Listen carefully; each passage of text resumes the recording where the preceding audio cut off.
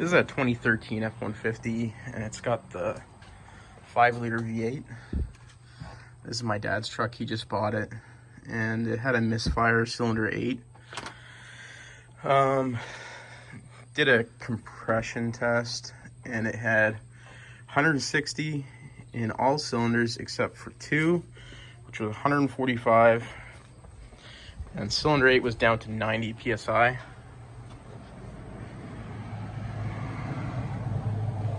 So pulled the valve cover off to just see if it had a broken valve spring, and that's not the case. So I think it might have a valve issue, like a burnt valve or something. I did some quick Googling on these, and apparently they have intake valve issues, and you know, they can have exhaust valve issues too, where like the valve completely wears out. So I'm just gonna pull the heads, check the valves. Hopefully the cylinder bores are okay, but that's I guess a common thing on these things too. I didn't realize these 5 liters had so many bigger issues. I thought they were better, but yeah, at least it's not a 5.4. His last truck was a 5.4, and that thing was, it's just too big for the engine bay. Like, it's impossible to work on one of those. This thing's been really easy so far.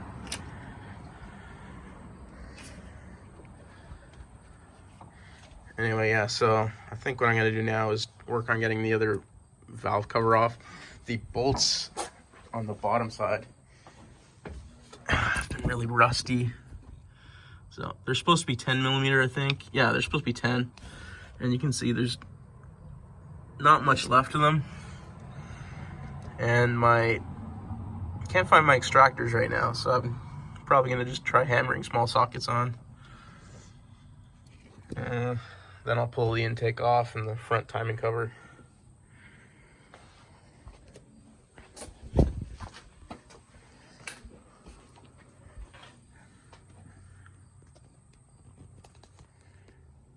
Yeah, I forgot I pulled the battery. I was going to show you the mileage, but it's got around 300,000 kilometers. And where does it say it?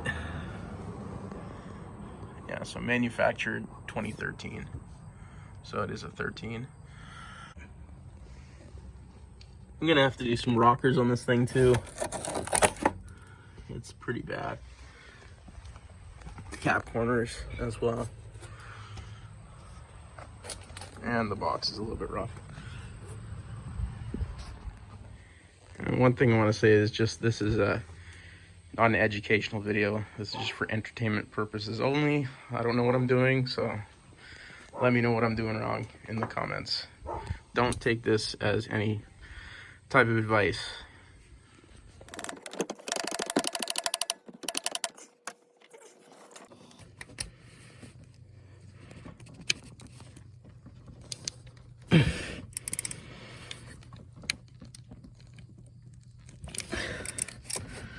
There we go.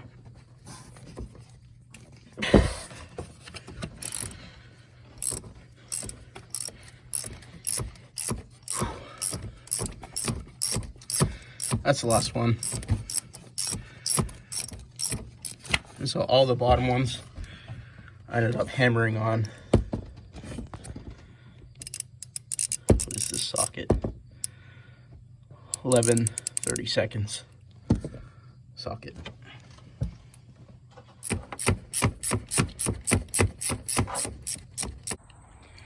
I'm draining out the coolant now, and like, why do they always have to put the drain on these things right above the frame rail? So like, I have to run that hose out here. Like, I feel like they should at least put a hose there for you to use, or put the drain in the middle where you can get a pan under easily. But you know, whatever. There, so I've got the intake manifold out of the way, and you can see a lot better what's going on in here. Kind of looks like there's some electrical connectors at the back of the heads that I have to take off. coolant pipe at the front here, and a few other little things. But right now what I'm going to do is just vacuum all this dirt and sand out, and then pop off the timing cover. I have to pull off that crank pulley first. But yeah, overall not too bad. So to pull off the harmonic balancer, I had to buy this type of tool here. And because it doesn't have any threaded holes in the front there, you have to use this thing to hook onto it and then push it off. Yeah, so that thing worked really good. It just kind of goes in there and hooks right on like that. I got that on Amazon. As you can see, I've got the timing cover off and all the guides and chains and everything out. Pulled the cams on the passenger side head. About to do on this side. Then I'm gonna start by yanking off the driver's side head because I want to see cylinder 8.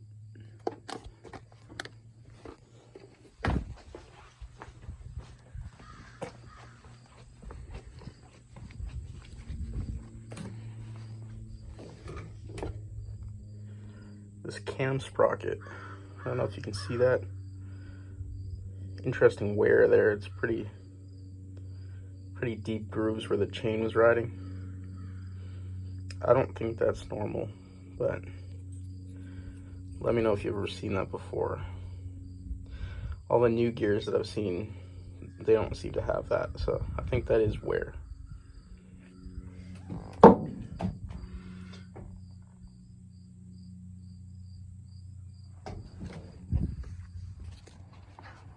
This type of tool here is great. I recommend it to anybody. It's awesome.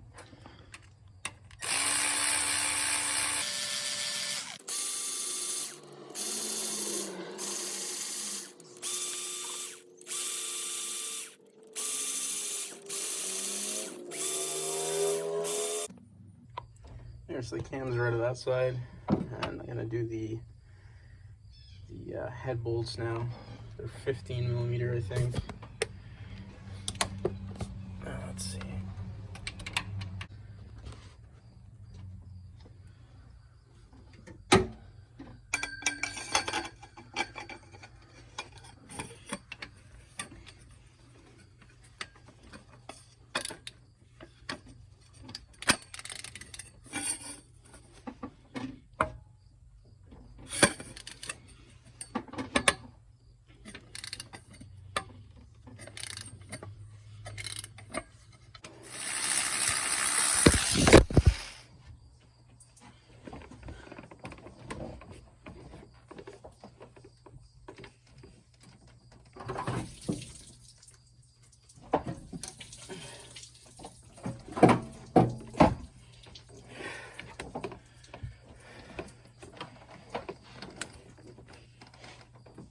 I can't get this actually.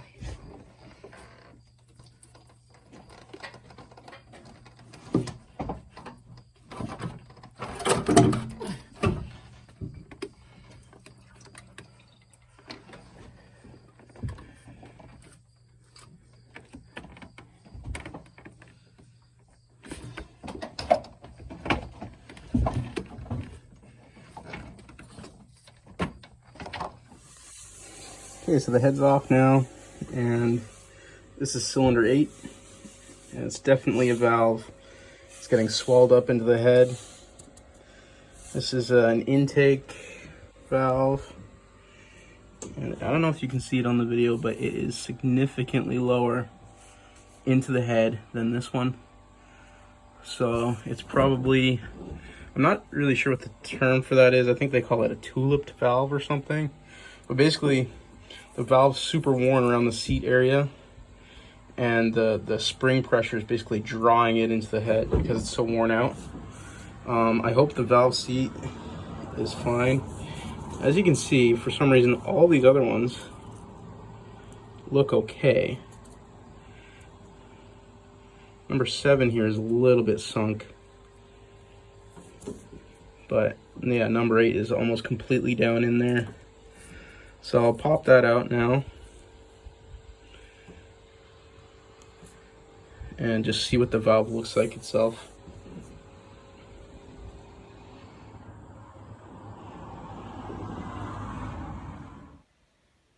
Got this thing on the bench now, and I'm gonna start trying to pull out these valves. I've got this thing, this clamp valve spring compressor. Need to find the little cups that go on the ends here, and hopefully that works for me. It looks like it might fit over this head. This head's pretty big though. It's probably about 6 inches, maybe 7 inches tall or so. But yeah, I'll try to get them pulled out now.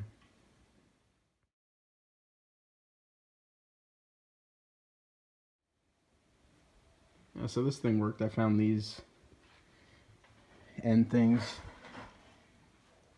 I've got the keepers out. I'm trying not to lose those. So I'm going to release this, and then I'll pull the valve out and see what it's like. This kind of fits the valve perfectly, and then this one fits on top of the retainer really well.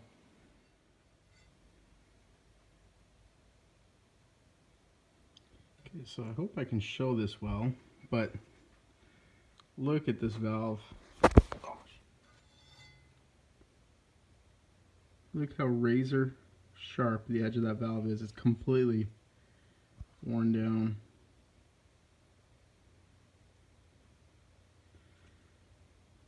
You see that? That's pretty bad.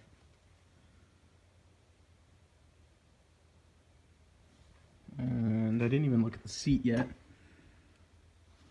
The seat,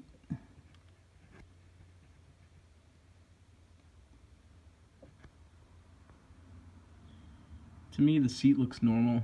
Yeah, the seat's right there. It hasn't sunk in the head. But yeah, this valve is completely worn down to a razor edge.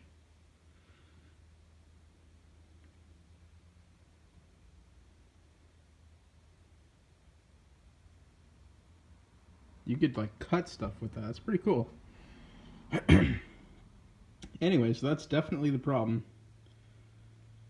So I'm gonna check a few more of these, just see how worn they are. I think I'm gonna end up replacing all these intake valves. So here's a better view of that valve. It's completely worn out. See that? Okay. Cat, leave me alone. Go away. Right on this edge. You could actually cut yourself on that. It's pretty cool how, well, not cool, it's interesting how worn this thing is.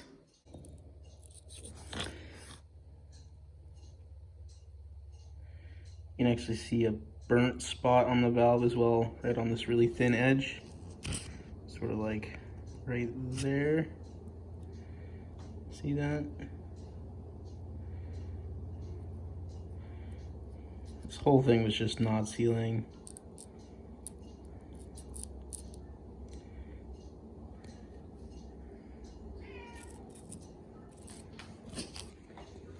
Okay, what, you want food?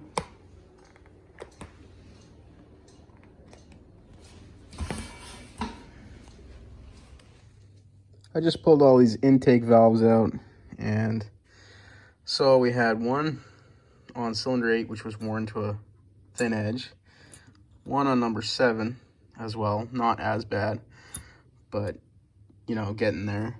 And then the rest of them, they have wear, but they're not completely down. Like, they're all fairly normal. Exhaust valves, doesn't seem like any of them are worn out, but they all look like I should touch them up a bit. So I'm not going to replace these. One crappy thing is with my valve spring compressor, I'm going to have to pull off the exhaust manifold. I didn't want to touch them, but they actually don't look too nasty. You can see the threads are still there. The nuts are still 15 millimeter. And yeah, it's just annoying, but I can deal with that. So I'm going to be using this stuff to grind in the old exhaust valves just to make sure that they're cleaned up and sealing well. Also going to be using this on the new intake valves when I get them. I've taken the time to clean up the head. It was really greasy and dirty. And then after I do this, then I'll do a final cleanup just to get rid of all this grit and all the contaminants that I've introduced. Yeah, so that's what I'm going to do now.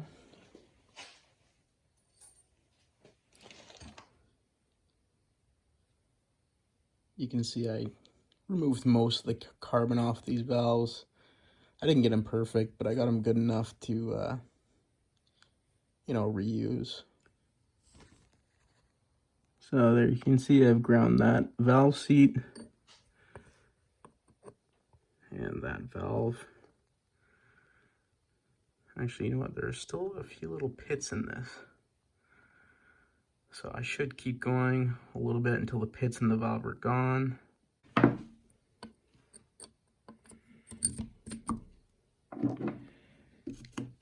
So I'm basically just going to keep going until all those pits are out of the valve.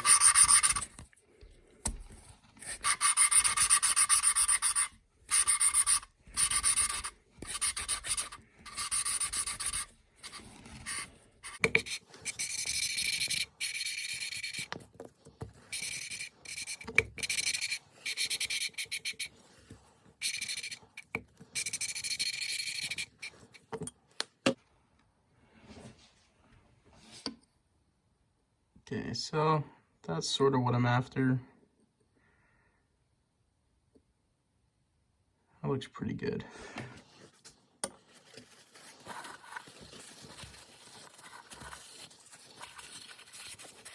So that's how I'm gonna leave the valve in the seat. I think that looks pretty good. I'm sure that'll seal up.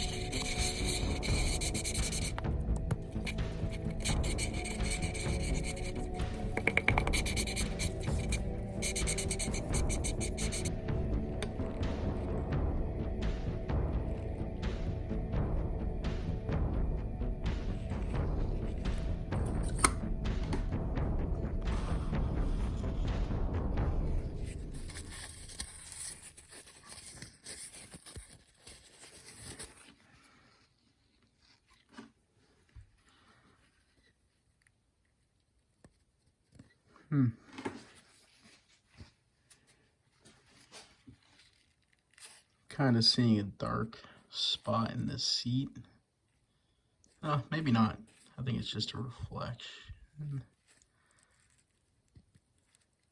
No, this seat does look a little bit weird, so we'll see what happens with that. This valve that I thought had an issue with the seat turned out fine.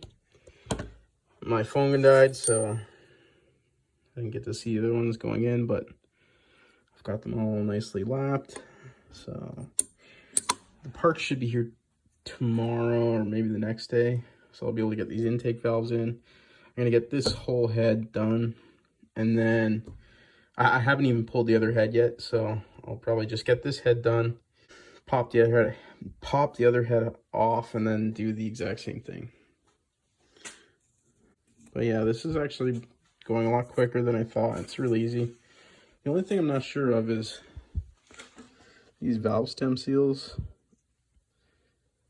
Like, do they come with this metal base? Because this steel disc at the bottom is the bottom seat of the valve springs, because the head is aluminum, and I guess the steel springs can't ride on the aluminum, so they put these integrated steel discs on the valve stem seals. So I don't know if the new valve stem seals come with these discs or if I have to reuse these, but we'll see. Anyway, I guess that's it for now. It's nice and dark out, so I'm gonna go inside. All right, so I forgot I was making these videos, but I got all the new parts, new intake valves. I've already assembled one head, and I'm just lapping in the new valves in this head. So this one had the same issue, the valves being worn out, and yeah, so I'm just gonna get these new intake valves in, lap in the old exhaust valves, and then get these heads back on the truck, see how it runs. Okay, so I'm just trying to time the engine now. I'm working on the driver's side, or yeah, driver's side first. Here's the timing mark in between those two there, on the back side of the cam sprocket. Don't know if you can see that, but there's the back side of the exhaust. I've got the black mark lined up on the L for the left side of the engine. And down here, which was the hardest to do. It's even hard to show. Have the black link lined up with that mark.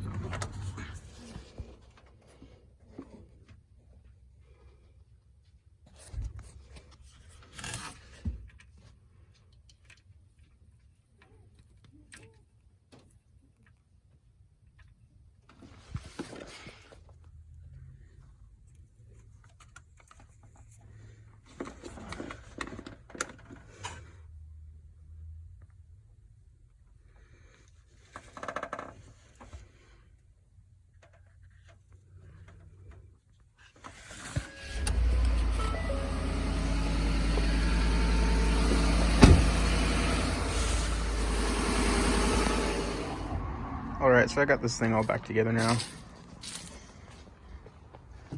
And there's a clip in there before of my first startup. But now I've got the coolant bled and oil changed and everything, and it runs real nice.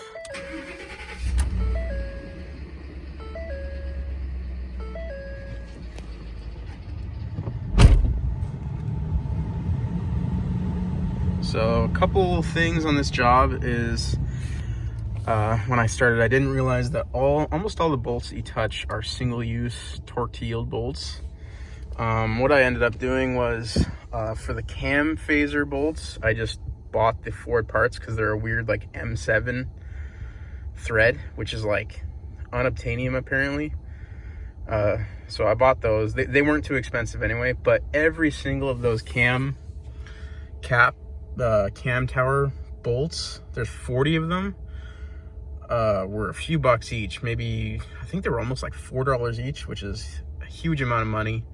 So what I did was just get some grade 12.9 cap head screws and some big washers that were the size of the original the bolt heads, and I just used those. Like, I don't think it really needs torque to yield on there. I just put a little bit of Loctite on the threads and torqued them to what, you know, a normal, I think they're M6, yeah, what a normal M6 bolt would be torqued to. So that's what I did for those. Cam phasers were the original Ford bolts. crank pulley harmonic balancer. That also, I just bought a 4-bolt because that was super cheap. Every single valve cover bolt, I just welded new nuts on the heads because the heads were rounded off. And what's another thing I wanted to mention? Oh yeah, the exhaust valves, they're not magnetic. I think they're titanium or something. And probably you're not supposed to lap them, because I know, like with dirt bikes and stuff, if you have a titanium valve, they always say do not lap. So maybe that was a mistake, lapping those, but they were super pitted and fucked up anyway, corroded and stuff. So I don't think I really hurt them too bad. But maybe if you do this job, just replace all the valves completely. You know, it's worth it. But as you can see, this thing is running silky smooth. No more misfires. I checked it with my code reader here, and it's running. It's got no codes at all. And yeah, I would recommend anybody do this job themselves. It's worth fixing, in my opinion. It's just stupid that this truck, with only 290,000 kilometers, already has worn out intake valves. It's pretty weird. But you know, I'm gonna close this video off here, and yeah, just take your time cleaning things, especially the head gasket surfaces, and take your time especially on the timing. It's extremely easy, anybody can do it, but you know, just make sure that you get a good look at the marks before you close everything up, and get a torque wrench. That really helps. I got a real cheap $20 torque wrench. I have two of them actually. I have a quarter drive inch-pound torque wrench and a 3/8 foot-pound torque wrench, which make things a lot easier. There's not any guesswork, which, you know, you don't need a torque wrench. You can do it all by feel, but you just have that peace of mind, really. Yeah, so that's it. Shut this thing off now.